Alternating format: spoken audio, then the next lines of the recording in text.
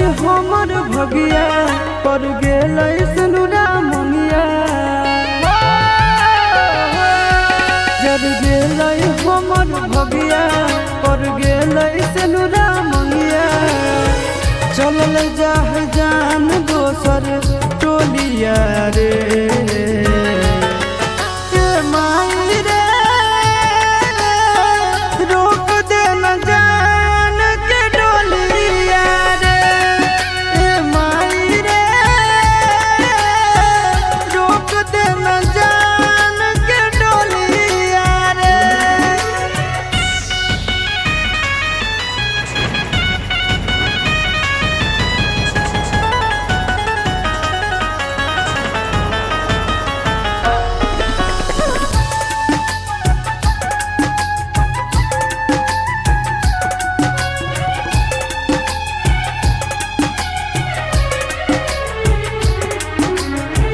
हमरे में बसो हलै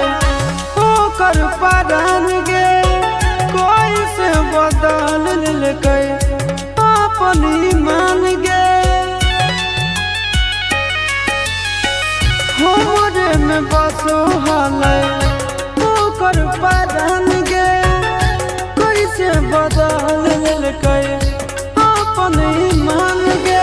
रहतै दोसर घरवा कौन चोराई ललकै चोरवा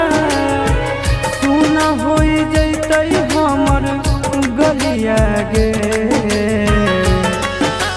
माई रे रोक दे न जान के डोलिया रे माई रे रोक दे न जान के डोलिया रे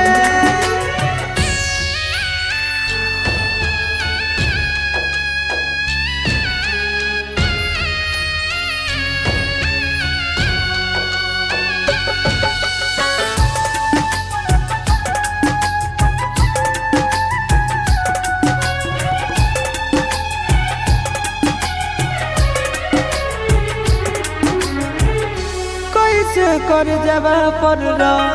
खल कई पत्थरवा चल के दिखाई देना एक बेर चेहरावा कैसे कर जबा पर खल कई पत्थरवा चल के दिखाई देना एक बेर चेहरावा हो मजबूरी आगे हमरो आशीष के बिगड़ल हलिया गे।